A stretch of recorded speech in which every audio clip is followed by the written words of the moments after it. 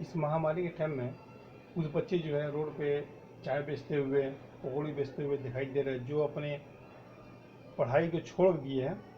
तो उनके बारे में आपके क्या ख्याल है, क्या राय है, उनके लिए कुछ मदद पहुंचाई जाए, इसके बारे में कुछ बोल सकते हैं? देखिए, बहुत अच्छा सवाल आपने पूछा। और काफ़ी दिनों से मैं देख भी रहा हूँ,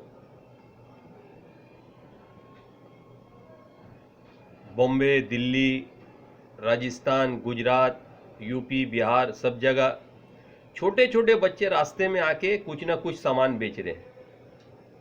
हमारा वेस्ट बंगाल में भी, कलकत्ता में भी। तो हम लोग रास्ते में चलते हो, बच्चे देखते तो अजीब सा लगता है, तो कहीं कभार हम लोग पूछ लेते हैं कि बच्चे क्या बात है कि आप बेच रहे हैं। कुछ बच्चे को हम लोग जैसे पहचानते भी हैं कि स्कूल में पढ़ते हैं।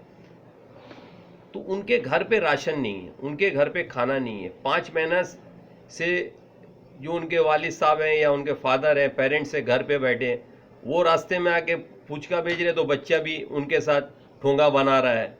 कुछ बच्चे को हमने देखा, आज न्यूज़ में भी देखा कि आपका यूपी में, बिहार में और गुजरात वगैरह में क्लास 10 के बच्चे जो क्लास 10 पास किए, 11 में एडमिशन कराने के लिए उनके पेरेंट्स के पास पैसा नहीं है, वो रास्ते में फुचका बेच रहे हैं, कुछ आलू दम बेच रहे बना के।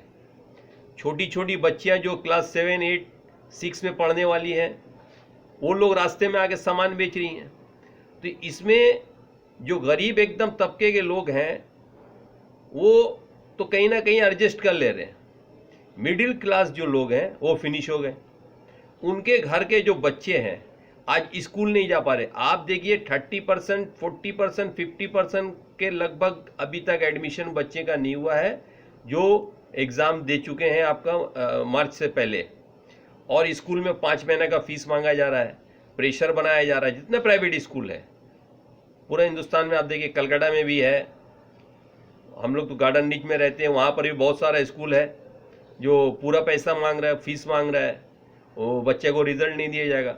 तो सरकार इस पर भी ध्यान दे कि जो बच्चे रास्ते में बेच रहे हैं, ये तो हिंदुस्तान के फ्यूचर हैं। आज देश का बच्चा क्लास 10, क्लास 9 में पढ़ के छोड़ देगा और रास्ता में आपको फुचका, दही वड़ा, आलूदम अगर बेचना शुरू कर देगा, तो फिर ये स्कूल कैसे जाएगा? तो देश का फ्यूचर खत्म हो जाएगा। ये तो आने वाला देश का फ्यूचर है। यही बच्चे तो कल को जाके एमएलए, एमपी बनेंगे, देश चलाएंगे। तो आज जितने भी सरकारी लोग हैं, जितने भी सरकार हैं और इनके जितने भी लीडर हैं, मैं सबों से रिक्वेस्ट करूंगा कि इलाका इलाका में जाके आप देखें कि क्या कितना ज़्यादा मजबूरी है जो बच्चे रास्ते पे आ गए। ये बहुत डेंजरस बात है मुझे जहाँ तक लगता है कि बच्चे स्कूल छोड़ के रास्ते में पापड़, झूड़ी, तो आलूदम, तो फुचका, तो चनाचूर, तो चिप्स, ये सब बिक्री कर रहे हैं। और उनके पेरेंट्स के पास पैसा नहीं है, घर में खाना नहीं है, तो क्या करेंगे? मजबूर है वो अपने माँ बाप को भूखा नहीं देख सकते। और जो उनके पेरेंट्स हैं उनके पास काम नहीं है।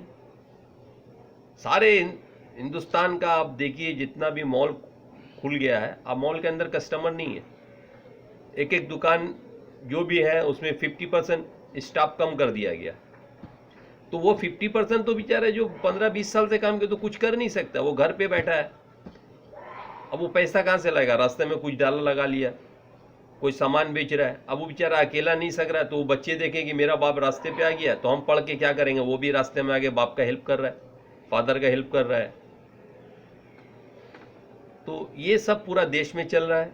और मैं ख़ास करके, मैं बंगाल में रहता हूँ, इसीलिए मैं दीदी से रिक्वेस्ट करूँगा कि दीदी जब से आई हैं, बंगाल का बहुत तरक्की हुआ, आपका हॉस्पिटल बोलिए, रास्ता बोलिए, सब चीज़ में। लेकिन ये 5 महीना जो महामारी चला है, कलकत्ता में भी बहुत जगह हम देख रहे कि रास्ते में बच्चे लोग, आपका राजा बाजार, खिदिरपुर, बेला, टालीगंज, चेतला हो या मटिया ब्रुज हो, सब जगह बच्चे छोटे छोटे रास्ते में हॉकरीगिरी कर रहे हैं। स्कूल छोड़ के सब रास्ते में आ गए।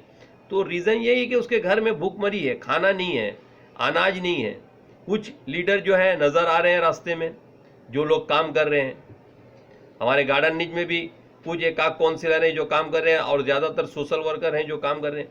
तो इस पे सारे लीडर को उतरना चाहिए और उन बच्चों को हेल्प करना चाहिए। स्कूल के ऊपर प्रेशर बनाना चाहिए एजुकेशन मिनिस्टर के थ्रू कि आप स्कूल में फीस प्राइवेट स्कूल में 50% कराएं और जो 50% भी देना है ये पार्ट करके गार्जियन दे दें और बच्चों को स्कूल में लें और इनका तालीम खराब ना हो।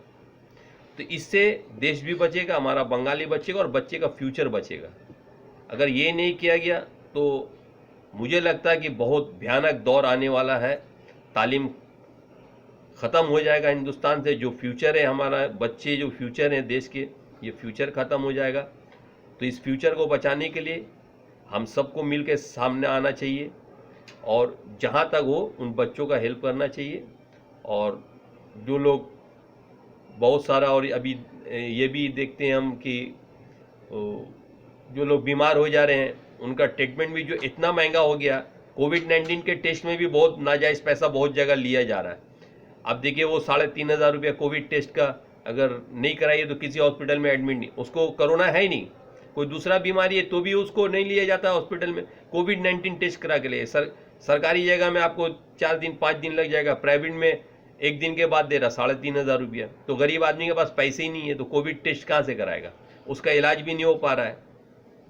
तो गवर्नमेंटी हॉस्पिटल में कितना आदमी जाएगा? कुछ अगर प्राइवेट नर्सिंग होम में अगर कुछ सस्ता करके इसका सुविधा किया जाए तो इसमें भी लोग क्या कि अगर सरकारी हॉस्पिटल में जगह नहीं है तो उनको प्राइवेट में ले जाके एडमिशन कराया जाए ताकि ट्रीटमेंट होके वो बेचारा सेहतमंद होकर अपने घर आ जाए। तो इससे भी लड़ा जाएगा और ख़ास करके एजुकेशन से ज़रूरी है, तो इस पर ज़्यादा ध्यान दिया जाए। और मैं मुबारकबाद दूंगा, कलकत्ता में बहुत सारे जो लोग सोशल वर्क करते हैं ये लोग बहुत अच्छा काम कर रहे हैं। वो आपका पोर्ट एरिया में भी मैं देखता हूँ कि बहुत सारे लोग हैं वहाँ पर।